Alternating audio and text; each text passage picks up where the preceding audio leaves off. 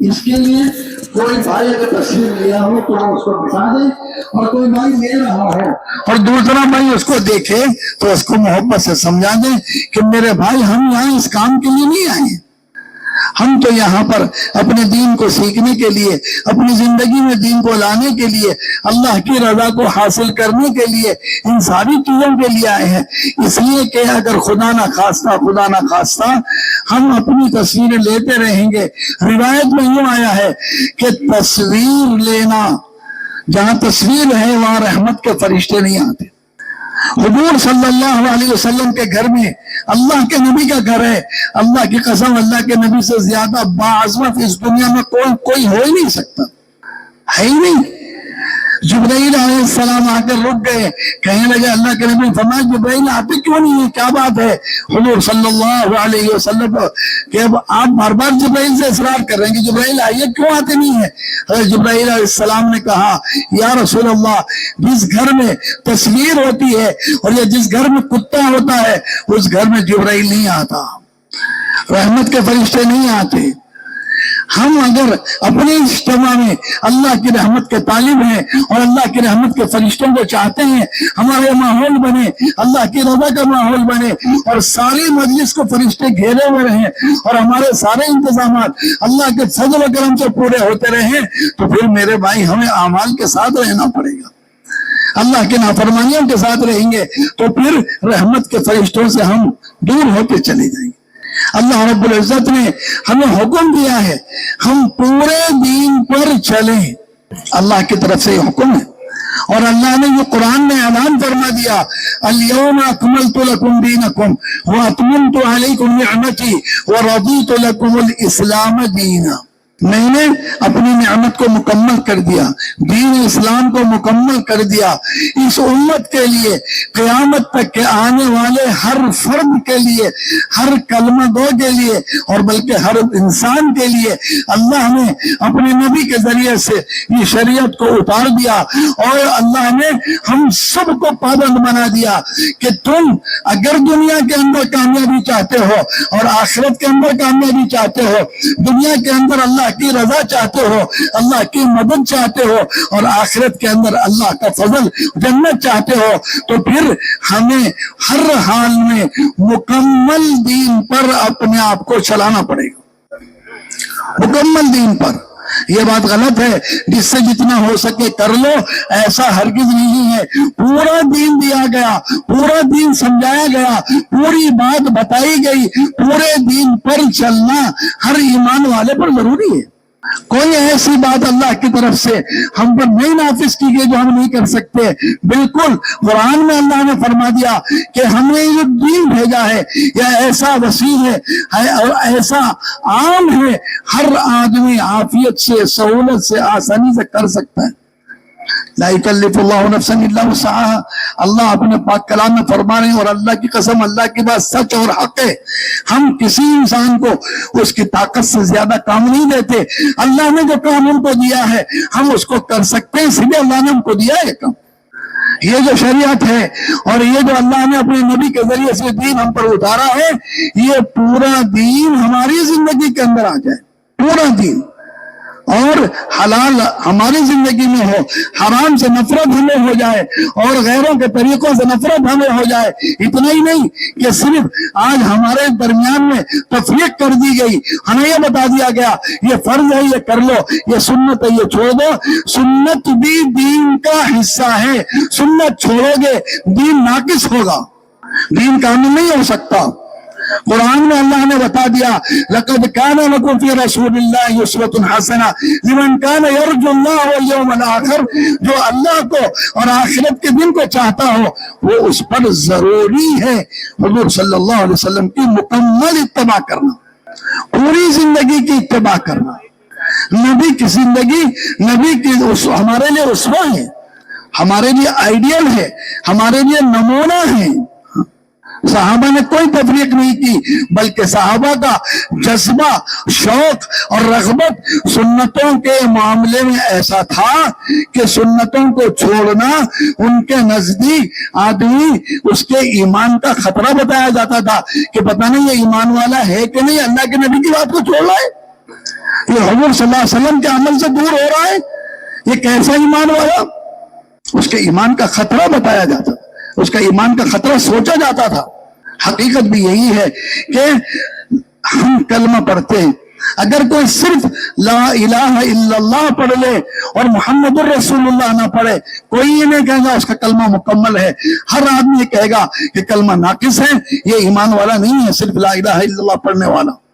یقیناً وہ اس بات کی گواہی دے کہ میں گواہی دیتا ہوں کہ محمد صلی اللہ علیہ وسلم اللہ کے نبی اور رسول ہیں اور آخری نبی ہیں، خاتم النبیین ہیں۔ کوئی نبی آپ کے بعد نہیں آئے گا، طریقہ آپ کا چلے گا، قیامت تک آپ کا چلے گا، اور کسی کا کوئی طریقہ قابل اعتبار، قابل اعتنا اور قابل رہبری نہیں ہو سکتا۔ ایمان والا حضور کے طریقے سے دور نہیں ہو سکتا۔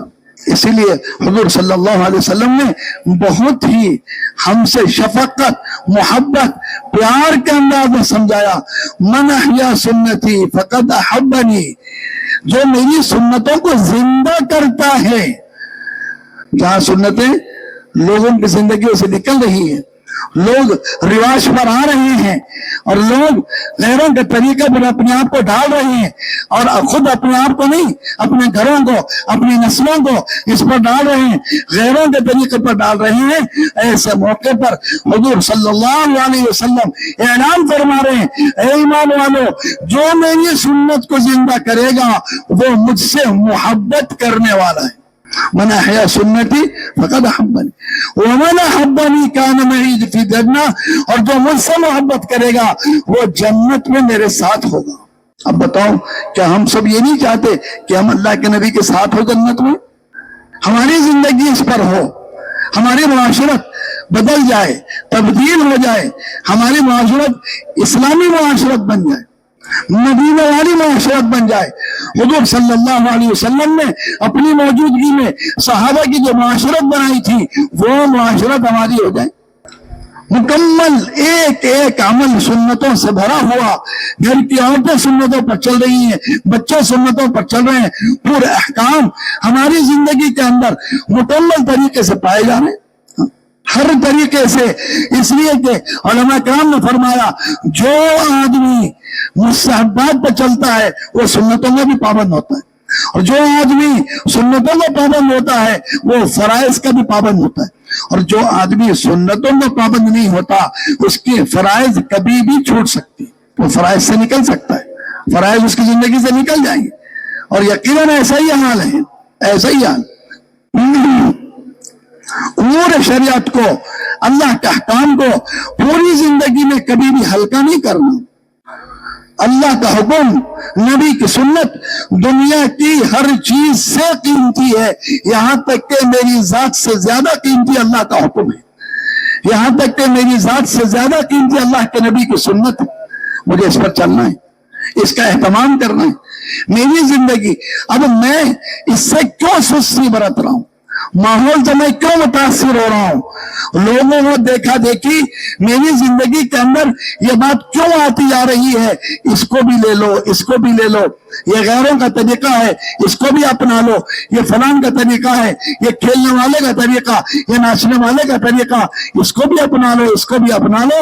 یہ کیوں آتی جا رہی ہے؟ اس کی ایک اہم وجہ یہ ہے کہ امت نے دعوت دینا چھوڑ دیا۔ ہم اعمال کی طرف، احکام کی طرف اور اللہ کے حکموں کی طرف، نبی کی سنتوں کی طرف ہم نے بلانا چھوڑ دیا۔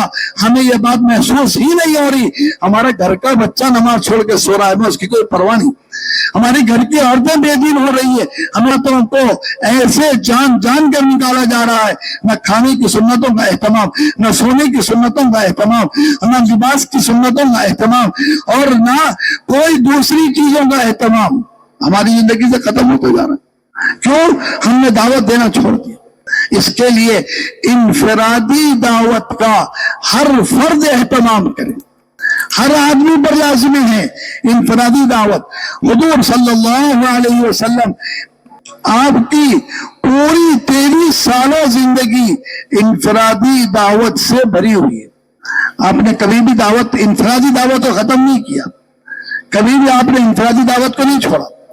یہ اپنی زندگی کے اندر ایمان کو بڑھانے کا، اعمال پر چلنے کا، سنتوں پر اپنے آپ کو لانے کا، شریعت کی اہمیت اور افضلیت اپنے دل میں بٹھانے کا، یہ انفرادی دعوت ایک بہترین موقع اور بہترین عمل اور بہترین بات ہم کو دی گئی، بتائی گئی، سمجھائی گئی۔ اس سے ایمان بڑھتا ہے، آدمی ایمان پر جمتا ہے، استقامت پیدا ہوتی ہے، اللہ کا تعلق ملتا ہے، اللہ کا تعلق ملتا ہے۔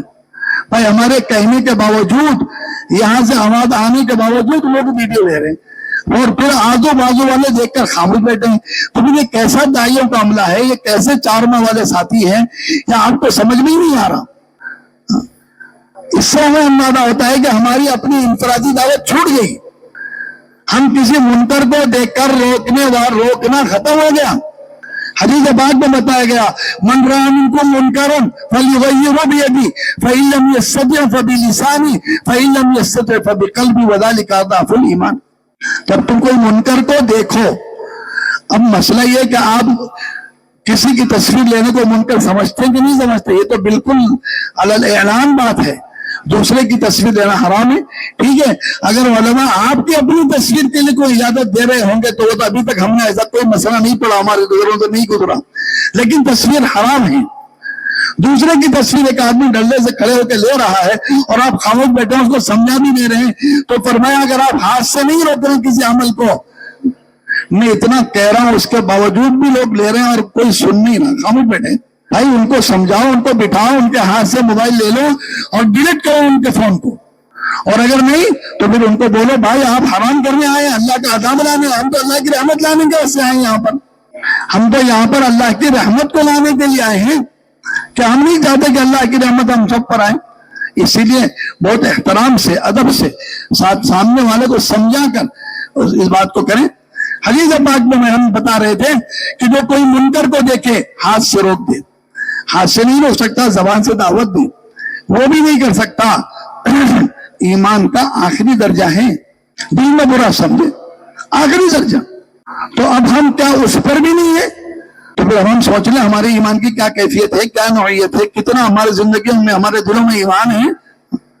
میرے بھائیو عزیزوں، انفرادی دعوت کو لازم پکڑ لو، ایک ایک فرد کو اس کو بٹھا کر ذہن سازی کرو، اس کے دل و دماغ میں بات کو اتارو، ہم ایمان والے ہیں، ایمان پر جینا ہے، ایمان کے مطابق زندگی گزارنا ہے، ایمان پر ہم کو مرنا ہے، اس کے لیے آپ کو اللہ کے راستے میں نکلنا ہے۔ ایک ایک فرد کو بٹھا کر اعلان مت کرو، بیان مت کرو، ایک ایک آدمی کے پاس جاؤ، اس کو سمجھاؤ، اس کو مسجد کو لاؤ، اعمال کے ماحول میں بٹھاؤ اور پھر اس سے بات کرو۔ سنت ہے ایک ایک فرد سے ملنا۔ حضور صلی اللہ علیہ وسلم مسجد میں آئے ہوئے ساتھی سے، اب آپ اس بات سے اندازہ لگا لو ہم اور آپ کتنا پرانا ساتھی کیوں نہ ہو جائے، ملاقات کے لیے ہم یہ کہتے ہیں فلاں ساتھی تم چلے جاؤ، فلاں بھائی تم چلے جاؤ۔ حضور صلی اللہ علیہ وسلم مسجد نبوی میں آپ نے نماز پڑھائی، اور نماز پڑھانے کے بعد آپ مسلم کی طرف اپنا چہرہ کر کے رخ کر کے بیٹھے ہیں، آپ دیکھ رہے ہیں کہ پچھلی صف میں ایک اجنبی آدمی ہے، مسجد نبوی میں نماز پڑھائی ہے، تو صحابہ نماز پڑھے ہوں گے نا، مصلی تھے، کیا آپ نے اکیلے نماز پڑھ لی؟ نماز مسجد بھری ہوئی ہے، مصلی ہیں۔ آپ صلی اللہ علیہ وسلم نے یوں نہیں کہا کہ دیکھو کون آیا ہے اس کو دعوت دو، نہیں، آپ نے یوں نہیں کہا کہ دیکھو کون آیا ہے اس کو ہمارے پاس بلا کر لاؤ، نہیں، حضور صلی اللہ علیہ وسلم امامت کی جگہ سے کھڑے ہوئے اور آپ اس شخص کے پاس گئے، اور ان کا نام واصل ابن اسقع تھا، ان کو پوچھا اور ان کو دعوت دی اور وہ ایمان قبول کرے اور وہ ایمان لے آئے۔ اللہ کے نبی صلی اللہ علیہ وسلم نے ان کے دل کے اندر ایمان کو سمجھایا، اتارا، بتایا اور پھر تشکیل فرمائی اور کہا کہ تم ہمارے ساتھ ہجرت کر لو۔ مسجد میں صحابہ موجود ہیں، حضور صلی اللہ علیہ وسلم دعوت دیں، صحابہ پکڑ کر لائے حکم بن کیسان کو اور ان کو کہا کہ یا رسول اللہ یہ آدمی ایمان نہیں لا رہا ہے، قبیلے کا سردار ہے۔ حضور صلی اللہ علیہ وسلم دعوت دے رہے ہیں، پوری محنت لگا رہے ہیں اور پوری بات سمجھا رہے ہیں، ایک ایک بات سمجھا رہے ہیں، دنیا بھی سمجھا رہے ہیں، آخرت بھی سمجھا رہے ہیں، اور ایک اکیلے اللہ سے ہونا سمجھا رہے ہیں اور پورا دین و شریعت سمجھا رہے ہیں۔ وہ آدمی ایمان نہیں لانا، ایک بار ہو گیا، دو بار ہو گیا، تین بار ہو گیا. حضرت عمر رضی اللہ عنہ نے کہا یا رسول اللہ آپ اجازت دے میں تو اس کو جہنم میں پہنچا دوں, یہ ایمان لانے والا نہیں. آپ ان کی طرف دیکھیں, آپ خاموش ہو گئے, پھر آپ نے دعوت دی, اور اس کے بعد جو آپ صلی اللہ علیہ وسلم نے دعوت دی وہ آدمی ایمان لیا. اس طریقے سے ہمیں انفرادی دعوت سمجھائی گئی. ہمارا یہ عملہ اپنے اعمال کے ساتھ اپنے اس عمل کو بہت اہتمام سے پکڑنا ہے. یہ عمل ہماری زندگی کے اندر سارے اعمال کو زندہ کرتا ہے. اب ہم نماز کی پابندی, نماز کا اہتمام, تہجد کا اہتمام, دعاؤں کا اہتمام, اب اس کے ساتھ یہ ہوگا ایک آدمی کو ہم نے دعوت دی, اب اس آدمی کا نام لے کر رات میں روئیں گے کہ اللہ فلاں سے میں نے بات کی ہے, آپ کا بہت اچھا بندہ ہے, نیک بندہ ہے, دنیا نے بہکا دیا, شیطان نے بھٹکا دیا, نفس نے گمراہ کر دیا, وہ آپ سے دور ہو گیا, آپ کے دین سے دور ہو گیا. اے اللہ اس کو ہدایت دے دیجیے, اس کو مسجد کو لا دیجیے, اس کو اعمال والا بنا دیجیے, اس کو 4 مہینے کے لیے قبول فرما لیجیے. ایسی دعوت دیں گے, رات میں روئیں گے اللہ کے سامنے, پھر صبح میں آپ اس سے ملاقات کریں گے. اب آپ دیکھو اس کی کیفیت بدلی ہوئی ملے گی. وہ ساتھی آپ کی جو بات کل تک نہیں سن رہا تھا, نہیں سننا چاہتا تھا, آج آپ کی بات سننے والا بن جائے گا اور ماننے والا بن جائے گا. اور پھر اتنا ہی نہیں, آپ دوبارہ روئیں گے, تیسرے دن روئیں گے, چوتھے دن روئیں گے, وہ آپ کے لیے 4 مہینے نکلنے کو تیار ہو جائے گا. دعوت دینا, دعا کرنا, یہ ہمارے ذمہ داروں کے ذمے میں ہے, لازمی ہے, بلکہ ہر ایمان والے کے ذمے میں. آج ہم دنیا سے اس لیے متاثر ہیں, ہم انفرادی دعوت کو چھوڑ دیے. ہم اعمال میں کمی ہماری اس لیے ہو رہی ہے, ہم نے دعوت کو چھوڑ دیا. ہمارے اعمال میں سستی, ہمارے اعمال میں کوتاہی ہے. ہمیں ہمارا بڑوں نے بتایا, ذکر بتایا, آج ہم وہ ذکر مکمل نہیں پڑھ پا رہے, اپنے آپ کو ذکر پہ نہیں جا رہے. قرآن کی تلاوت اللہ کا کلام ہے, ہم آج اس کے لیے ہمارے پاس ٹائم نہیں نکل. یہ ساری چیزیں, اس کی وجہ, مین وجہ, اہم وجہ یہی ہے. اہم وجہ علم تو سب کو ہے. کتنے مسلمان ایسے ہیں جن کو معلوم ہے نماز پڑھنا فرض ہے, نماز پڑھنا فرض سب کو معلوم ہے, پھر نماز چھوڑنا ہے. کیوں چھوڑنا ہے؟ اس کی وجہ یہ ہے کہ اس کو داعی بنایا گیا, اس کو دعوت دی گئی, دعوت سمجھائی گئی, اور اس کو دعوت کے لیے پیدا کیا گیا. یہ اپنا مقصد چھوڑ رہا ہے, جس کی وجہ سے پھر آہستہ آہستہ اللہ سب کی حفاظت فرمائے, یہ اسلام میں, ایمان میں کمزور ہوتا جا رہا ہے, پیچھے ہوتا جا رہا ہے, نیچے ہوتا جا رہا ہے. ہمارا نشانہ, ہمارے ہدف اور ہماری منزل مقصود صحابہ کی زندگی, مکمل ایمان, مکمل شریعت, یہ ہمارا منزل مقصود ہے. اس میں قناعت نہیں ہے بھائی جتنا ہے کر لو بس ہے, نہیں, یہ تو دنیا کے لیے. ہمیں جو قناعت کرنے کا حکم دیا گیا, قناعت سمجھائی گئی, وہ دنیا کے لیے ہے کہ بھئی جتنا مل گیا اس پر اکتفا کر لو, اللہ کا شکر ادا کر لو, اور زیادہ سے زیادہ کی کوشش اور محنت مت کرو. لیکن دین, اعمال, احکام, اللہ کی رضا, قرآن اللہ فرما رہے ہیں سابقوا الی مغفرۃ من ربکم وجنۃ عرضها السماوات والارض اعدت للمتقین. یہ تو مسابقے کی جگہ ہے, یہاں تو آگے بڑھو اپنے رب کی مغفرت کی طرف اور اپنے رب کی جنت کی طرف, جس کی چوڑائی 7 زمین 7 آسمان سے آگے.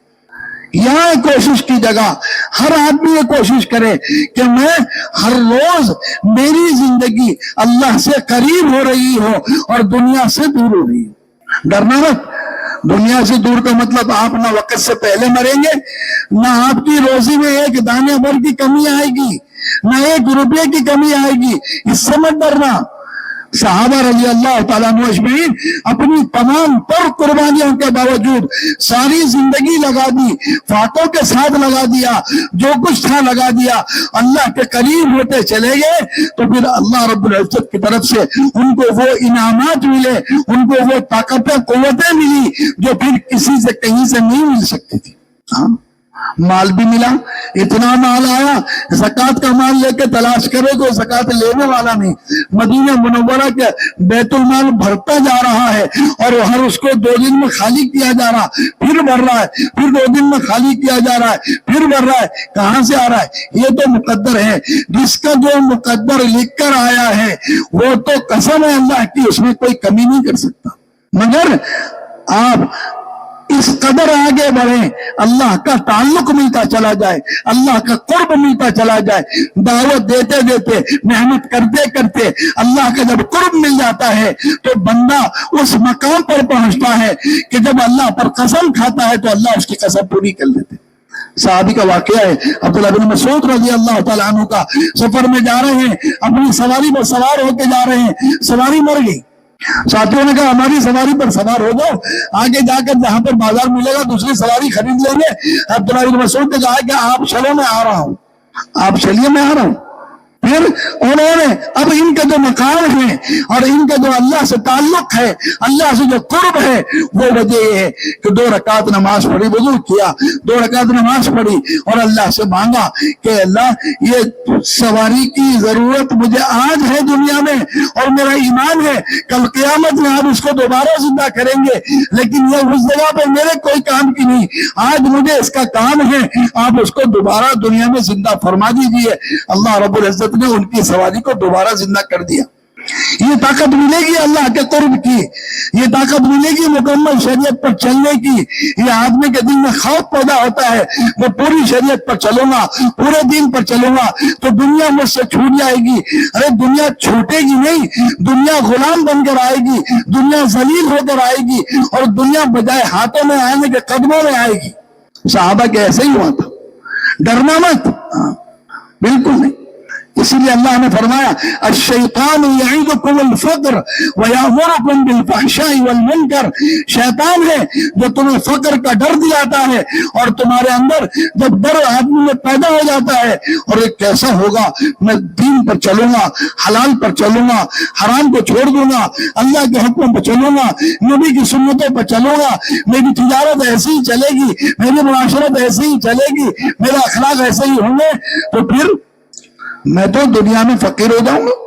आज तो दुनिया में लोग धोखा देकर, झूठ बोलकर और पता नहीं और हराम काम कर कर आगे बढ़ रहे हैं और मुझे भी आगे बढ़ना चाहिए, ऐसा हरगिज नहीं। वो अल्लाह रब्बुल इज्जत कुरान में फरमा रहे हैं कि तुम्हें सबसे पहले फकर से शैतान डराएगा, डरना मत। जब डर जाओगे तो फिर तुमको शैतान आप क्या करेगा, अब फहश और मुनकर चीजों की तुमको हिदायत देगा कि ये करो और ये करो, और वो करते चले जाएंगे। और आज कर रहे हैं लोग, कर रहे हैं। बल्कि हमें यह हुक्म है कि हम दुनिया को पीछे रखें, अपनी आखिरत को सामने रखें। हमें दुनिया में भेजा गया इस बात के लिए कैसे हमारी जिंदगी, कैसे हमारी जिंदगी अमाल से, ईमान से, दावत से भरी हुई हो। हमारा एक अमल का छूट जाना हमारे लिए इतना बड़ा नुकसान महसूस हो जितना हमें अपनी जिंदगी में 1 लाख रुपए का छूट जाना। किसी के 1 लाख रुपए कम हो जाएं तो 1 लाख की रकम छोटी नहीं है।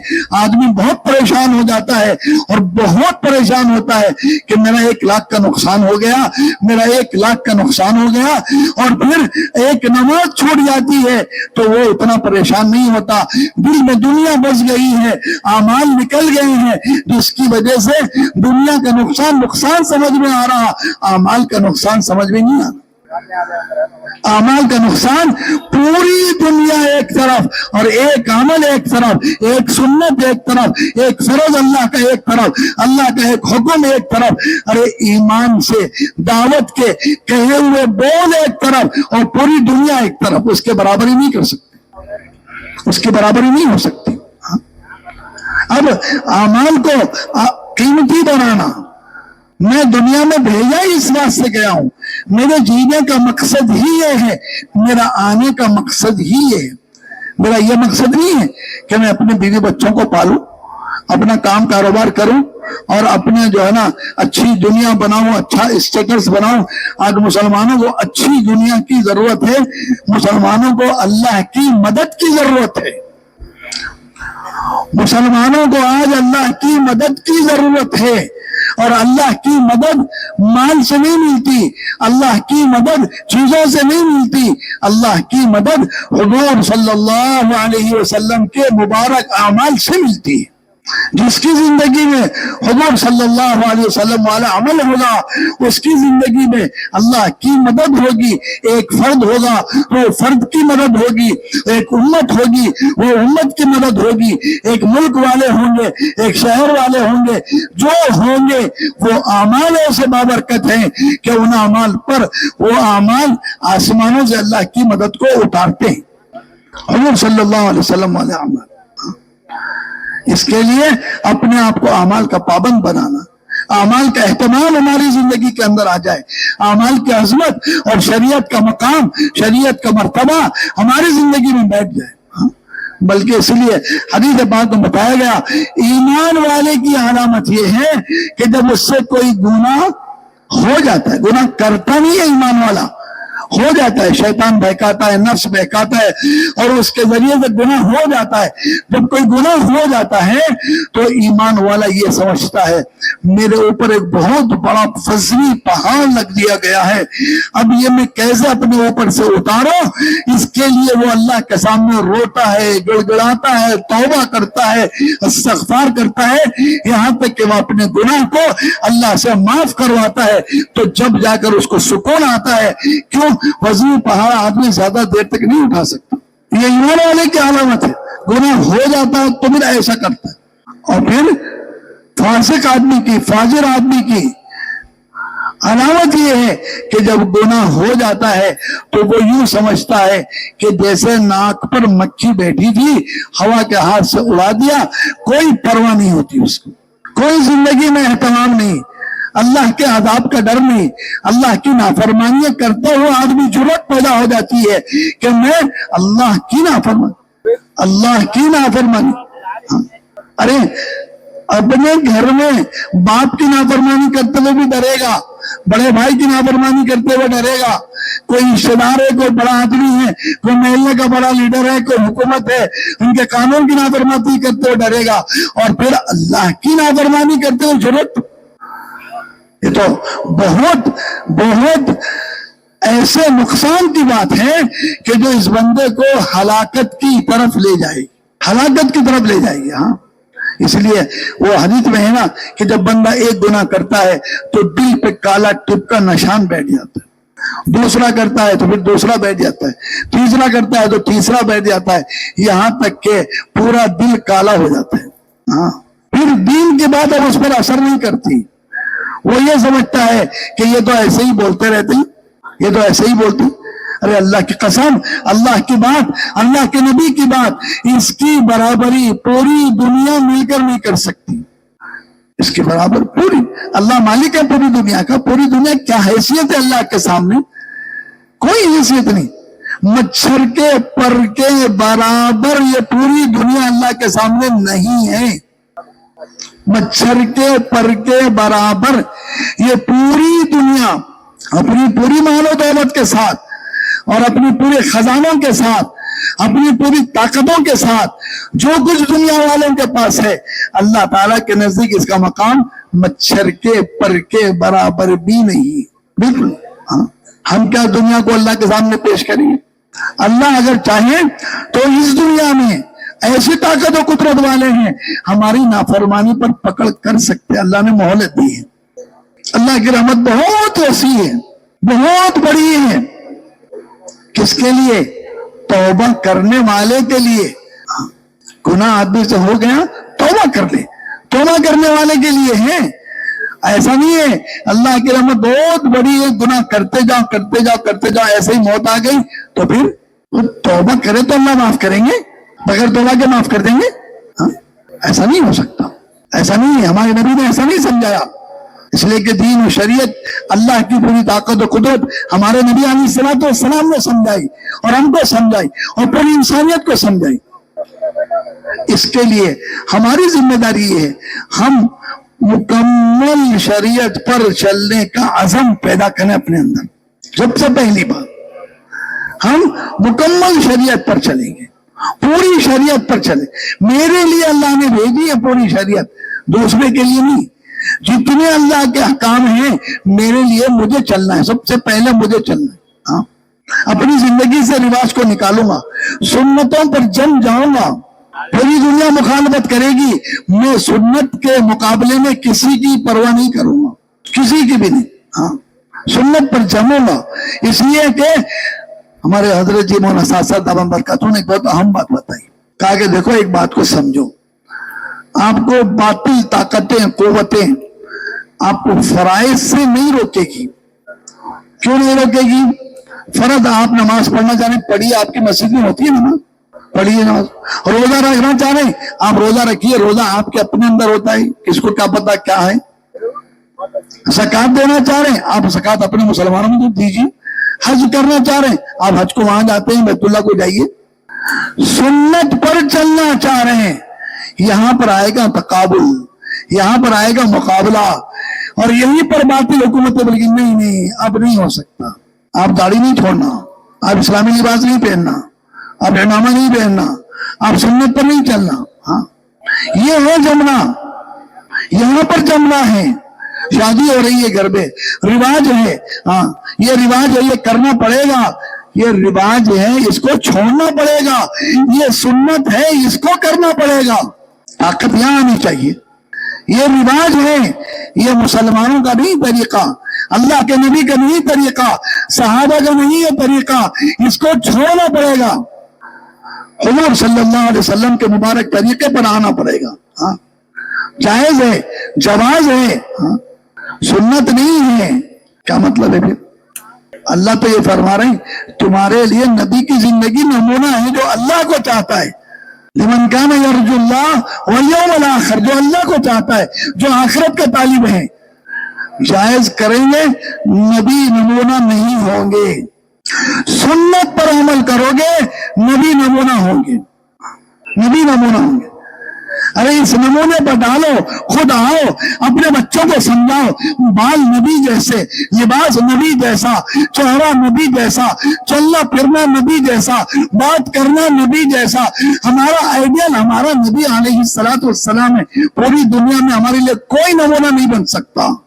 अल्लाह की कसम, अल्लाह ने नबी अलैहिस्सलातु वस्सलाम को सारे अंबिया का सरदार बनाया, इमाम बनाया, कल क़यामत में पूरी इंसानियत की शिफाअत करने वाला बनाया, मकाम महमूद अता फरमाया। आपका दर्जा और मर्तबा अल्लाह की कसम कोई पहुंच नहीं सकता। अल्लाह के बाद तो ही बुजुर्ग। ये बात मुख्तसर ये है, अगर उस नबी की बात को और उस नबी की सुन्नत को मैं अपनी जिंदगी में नहीं ला रहा हूं, मैं कितना बड़ा बदनसीब हूं। क्या फायदा मेरी ऐसी जिंदगी का? मैं किसके तरीके पर जी रहा हूँ, पता नहीं किसके तरीके पर मरूंगा। मुझे नबी के तरीके पर जीना है, नबी के तरीके पर मरना है। कल कब्र में मुझे नबी का चेहरा अनवर दिखाया जाएगा, मैं कैसे पहचाना जाऊंगा? अरे कल क़यामत में मुझे नबी के दस्ते मुबारक से आब कौसर पीना है, मैं कैसे जाऊंगा? वहां कहेंगे नहीं नहीं इसको दूर करो, ये मेरे तरीकों का पाबंद नहीं था, ये मेरे तरीकों पे चलने वाला नहीं था। मेरे भाई कौन सिफारिश करेगा? पूरी उम्मत का सिफारिशी हमारे नबी अलैहिस्सलातु वस्सलाम, और उस नबी की बात न मानकर उस नबी के दरबार से निकाल दिए जाओगे, कौन सिफारिश करेगा? अपनी जिंदगी को पाबंद बनाना, अहकाम पर अपने आप को चलाना, बिल्कुल गुनाहों से ऐसे बचना कि जैसे आदमी जो है ना अपने आप को, अपनी सेहत को और अपनी जिंदगी को किसी बुराई से, किसी बुरी चीज से बचाता है, बल्कि उससे ज्यादा। हाँ, ईमान वाला हराम के करीब चला जाए, ये हो नहीं सकता।